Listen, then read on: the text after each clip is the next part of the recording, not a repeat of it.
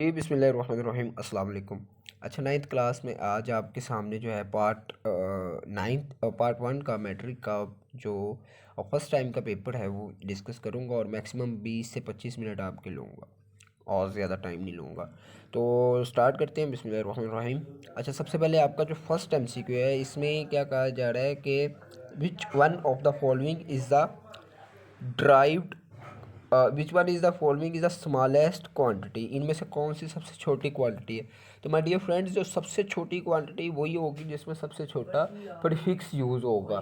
तो आपने जो ये चेक करना है कि इसमें कौन से ऑप्शन में सबसे छोटा प्रीफिक्स पड़ा हुआ है। तो माइक्रो, मिली या सिंपल ग्राम है और एक नैनोग्राम है। तो डी ऑप्शन जो है ना, सबसे छोटा प्रीफिक्स इसमें पड़ा हुआ है नैनोग्राम। तो ये डी ऑप्शन इसका राइट ऑप्शन है। उसके बाद दूसरा एमसीक्यू है कि इनमें से कौन सी मखूज़ मकदारें नहीं हैं। तो मखूज़ मकदारें कौन सी नहीं होंगी जो ड्राइव होंगी। तो सॉरी, जो बेस होंगी, बुनियादी मकदारें होंगी। ड्राइव क्वांटिटीज़ कौन सी नहीं है। Which one of the following is not a drive unit. Drive unit कौन सा होता है जो ड्राइव क्वांटिटी का हो। तो इसने कहा है कि ड्राइव यूनिट कौन सा नहीं है, यानी कि कौन सा बेस यूनिट है। तो किलोग्राम बी ऑप्शन में जो पड़ा है ये एक बेस यूनिट है। उसके बाद अगला एमसीक्यू है, इसमें कहा गया जी कि body has a translatory motion if it moves along. एक बॉडी ट्रांसलेटरी मोशन कब करती है, जब वो मूव करे। मूव करती है लाइन विदाउट रोटेशन। आपने डेफिनेशन याद की है चैप्टर 2 में कि कोई बॉडी स्ट्रेट लाइन उस वक्त मोशन करती है जब वो लाइन की मोशन कर रही है और विदाउट रोटेशन कर रही है, यानी घूमे ना। तो ए ऑप्शन में पड़ा हुआ है straight line motion. Straight line motion भी एक ट्रांसलेटरी मोशन की टाइप है, लेकिन ये कंप्लीट ट्रांसलेटरी मोशन नहीं है। बी में दायरा, सर्कल, तो ये भी ट्रांसलेटरी मोशन की टाइप है। कर्व्ड पार्ट भी ट्रांसलेटरी मोशन की टाइप है। लेकिन डी में जो है, सॉरी सी में जो है ना, वो प्रॉपर पड़ा है लाइन विदाउट रोटेशन। तो ये इसका सी ऑप्शन होगा। उसके बाद अगला सवाल है कि तवाज़ुन की कितनी हालतें हैं, इक्विलिब्रियम की कितनी हालतें हैं। तो इक्विलिब्रियम की जो हालतें हैं वो तीन आपने पढ़ी है। अगर आपको याद हो तो आपने इसमें तीन हालतें याद की, स्टैटिक इक्विलिब्रियम, डायनामिक इक्विलिब्रियम और एक आपने न्यूट्रल इक्विलिब्रियम पढ़ा था। तो ये वही है। उसके बाद पांचवा सवाल है कि हेड टू टेल रोल में वेक्टर्स की तादाद कितनी होनी चाहिए, यानी कि जिनको आप जमा करें। तो एक, दो, तीन, चार, पाँच, ये कितनी भी हो सकती है। बस एक हेड से अगले टेल को मिलाते जाना है और लास्ट में फर्स्ट टेल से आखिरी हेड तक एक वेक्टर बना देना है। तो आपके पास रिजल्टेंट निकल आता है, इसमें कोई भी पाबंदी नहीं होती। उसके बाद अगला जो सवाल है जी वो है कि ज़मीन के इंतहाई करीब गर्दिश करने वाली सैटेलाइट, लो ऑर्बिटल सैटेलाइट। तो आपने याद किया हुआ है, इसकी डेरिवेशन भी है आपकी बुक में। 8,000 मीटर पर सेकंड जो है वो इसकी रफ्तार होनी चाहिए। और एक हार्स पावर 7 क्वेश्चन में 746 वाट, ये एक हार्स पावर बड़ा ही मैकेनिकल पावर का यूनिट होता है। अगर इसको इलेक्ट्रिकल पावर में चेंज किया जाए तो ये आपके पास 746 वाट के बराबर होता है। So this is also a reminding thing, ये आपको याद करने वाली चीज़ थी। उसके बाद आठवें सवाल में अब ये देखिए कि वर्क डन ज़ीरो कब होता है। When will the work done when the angle between force and the distance. कि फोर्स और डिस्टेंस के दरमियान एंगल आपको भी पता है, आपने याद किया होगा कि जब 90 का एंगल होता है ना फोर्स और डिस्प्लेसमेंट के दरमियान, तब ये जो वर्क डन है ये ज़ीरो हो जाता है। और जब फोर्स और डिस्प्लेसमेंट के दरमियान एंगल ज़ीरो हो जाता है तब वर्क डन मैक्सिमम हो जाता है। ये आपने याद रखना है कि अगर वो पूछे कि work done will be maximum when the angle between force and distance, तो ज़ीरो एंगल पे। ठीक है, तो ये इस तरह से भी आ सकता है। उसके बाद जो अगला सवाल है दसवां, नौवां sorry, system of international pascal है और एक पास्कल बराबर यूनिट प्रेशर का यूनिट पास्कल है और एक पास्कल बराबर होता है। तो ये आपको याद करना था कि 1 न्यूटन पर मीटर स्क्वायर के बराबर होता है 1 पास्कल। उसके बाद जो अगला सवाल है, ये सेंटीग्रेड से केल्विन से सेंटीग्रेड में जाना है। तो कैसे जाएंगे, सिंपल है। 273 में से इसमें से माइनस करना होता है। केल्विन में से सेंटीग्रेड में जाने के लिए 273 माइनस करना होता है। तो जब मैंने 273 300 में से माइनस किया तो 27 डिग्री। अब कुछ भी दे दिया जाए तो आपने केल्विन से सेंटीग्रेड में जाने के लिए 273 माइनस करना है और सेंटीग्रेड से केल्विन में जाने के लिए जमा करना होता है। ठीक है जी। उसके बाद अगला जो सवाल है वो उसमें कह रहा है कि the range of clinical thermometer. तो ये भी याद करने वाली चीज़ थी, आपने याद की होगी। 32 से 42 तक जो होती है, डी ऑप्शन में पड़ा हुआ है राइट ऑप्शन। फिर उसके बाद 12वां solid heat is transferred by, कि सॉलिड्स में हीट ट्रांसफर कैसे होती है, ठोस चीज़ों में हीट ट्रांसफर करने का क्या तरीका है।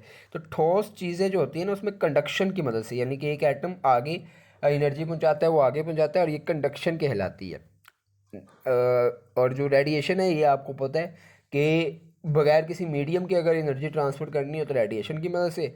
और सी ऑप्शन में जो कन्वेक्शन पड़ा हुआ है कि ये आपको पता है कि अगर किसी लिक्विड वगैरह में करनी हो, लिक्विड के मॉलिक्यूल्स के थ्रू या किसी मॉलिक्यूल्स के थ्रू, तो ये। और अब्जॉर्प्शन आपको पता है कि एक डिफरेंट फिनोमिना है, ये एनर्जी ट्रांसफ़र करने के लिए नहीं होता। ठीक है जी। तो दीज आर द 12 MCQs। ये पहले ग्रुप के MCQs हैं जो उस मॉर्निंग में पेपर आया। अब हम बात करते हैं इवनिंग के सॉरी, अब हम बात करते हैं इसके दूसरे सब्जेक्टिव पार्ट की। This is the objective part. Okay, thank you so much जी। तो ये इसका सब्जेक्टिव पेपर है जो मॉर्निंग में आपको आया है, इसको मैं डिस्कस करूँगा आपके सामने 1 बाय 1 क्वेश्चंस, और जो क्वेश्चंस सिंपल ना हुए वो सॉल्व करके भी आपको दिखा दूँगा। तो सबसे पहले फर्स्ट क्वेश्चन है जिसमें कहा जा रहा है जी कि डिफ्रेंशिएट करें बेस क्वांटिटी और ड्राइव क्वांटिटी के दरमियान। तो ये तो बड़ी ही सिंपल सी डेफिनेशन है फर्स्ट क्वेश्चन की जो आपने याद की हुई है, बुनियादी मकदारें और मखूज़ मकदारों की। मैं आपको बुक में दिखा देता हूँ एक दफ़ा। जी ये देखें, फर्स्ट चैप्टर में आपको नज़र आ रही होंगी ये सामने आपकी स्क्रीन पे कि बेस क्वांटिटी और ड्राई क्वांटिटी, ये दो डेफिनेशंस इसमें लिख देनी थी इसकी। सिंपल लाइन लगा के एक तरफ बेस क्वांटिटी और एक तरफ ड्राई क्वांटिटी आपने लिखनी थी। ये इसका जवाब था। दूसरा सवाल है, ये देखें ज़रा।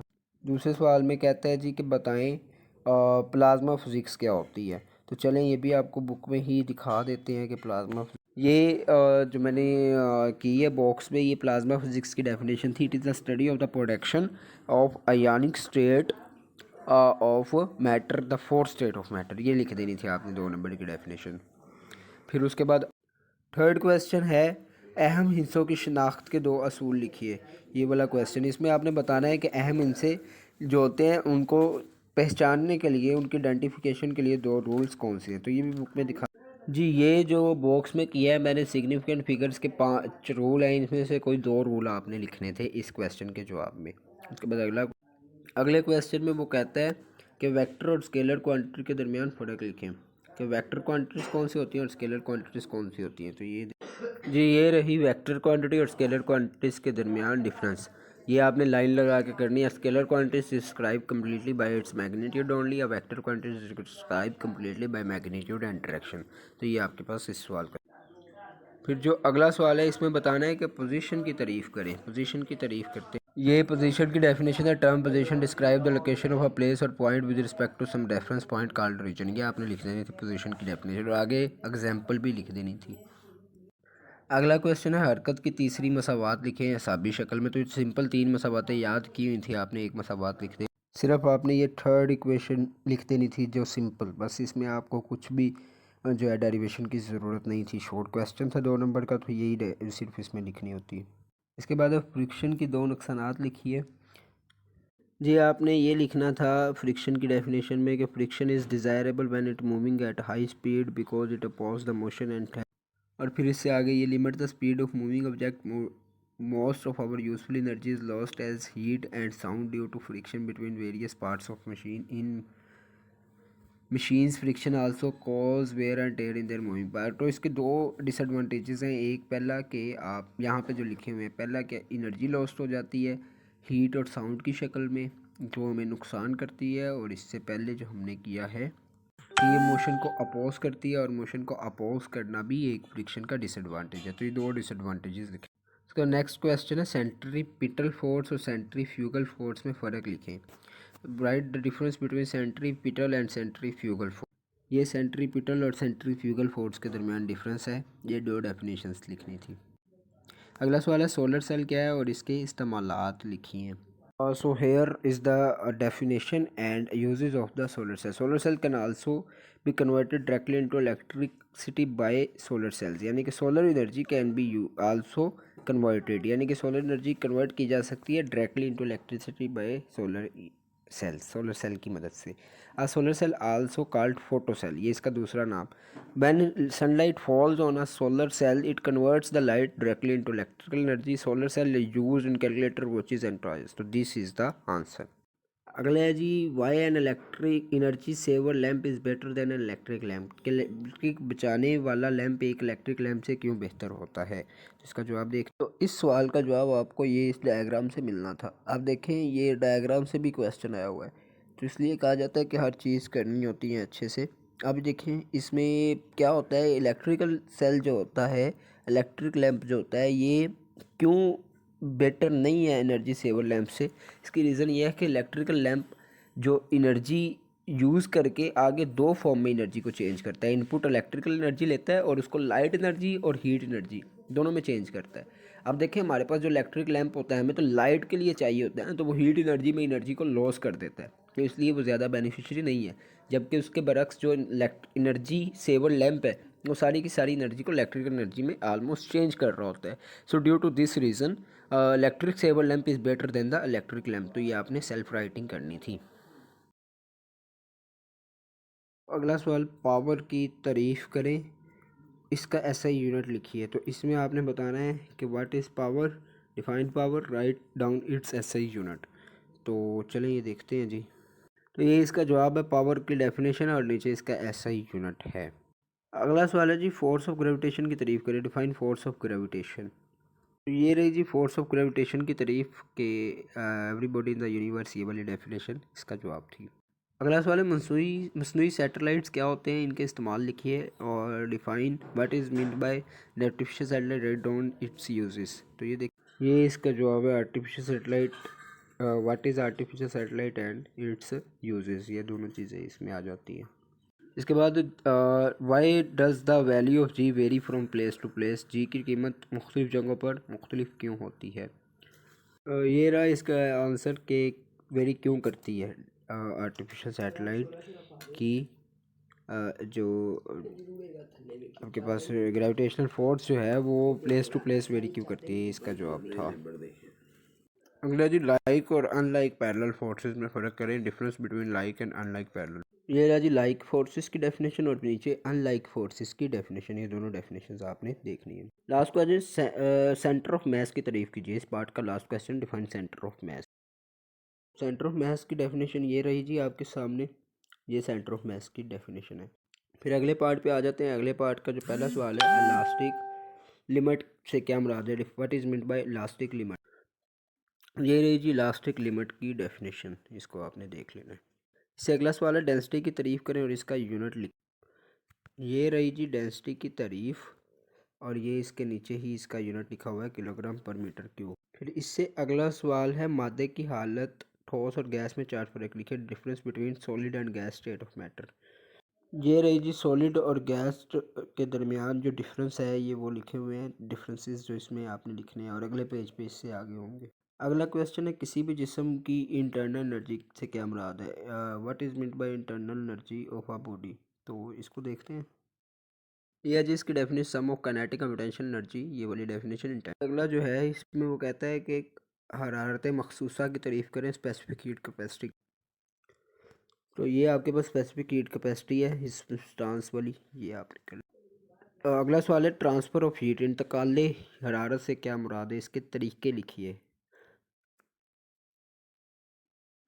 तो ये जी इसमें ट्रांसफ़र ऑफ हीट क्या होती है वो भी है और इसके मेथड्स भी लिखे हुए हैं। उससे अगला सवाल है, रेडिएशंस का इन्हसार किन अवामल पे, upon which factors radiations depend.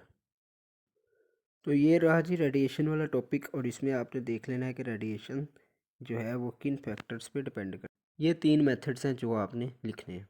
फिर लास्ट क्वेश्चन, शॉर्ट क्वेश्चन का लास्ट क्वेश्चन है कि ये वाला, कि जिसमें आपने बताना है कि why does land breeze below in the light.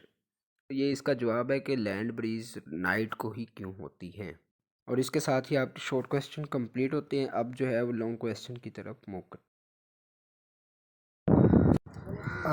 अच्छा जी, ये जो फर्स्ट लॉन्ग क्वेश्चन है, drive the second equation of motion with the help of speed time graph. ये देखें ज़रा, ये इसकी डेरिवेशन करनी थी कंप्लीट, ये जो सेकंड इक्वेशन ऑफ मोशन वाला लॉन्ग क्वेश्चन है।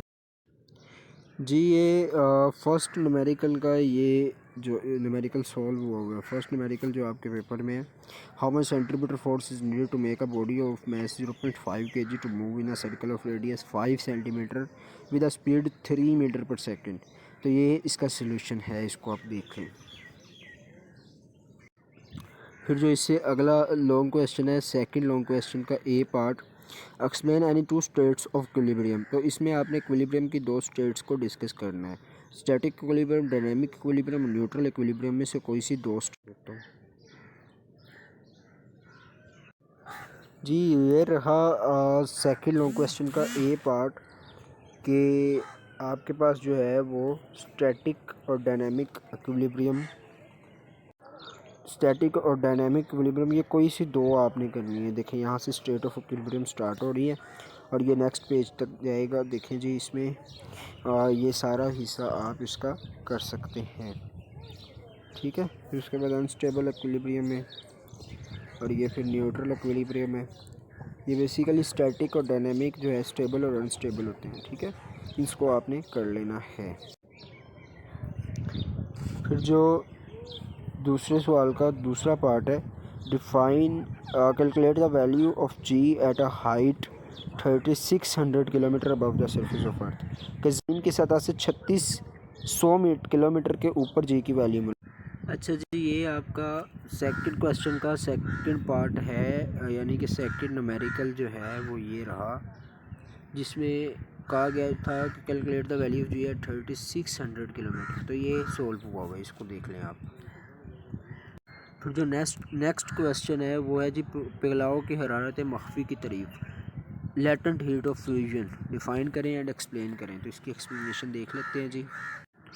तो जी तो ये देखें लेटेंट हीट ऑफ फ्यूजन वाला जो है क्वेश्चन, इसमें पूरी एक्सप्लेनेशन है, ये इसको करना था इस क्वेश्चन में, ये सारी एक्सप्लेनेशन है इसकी।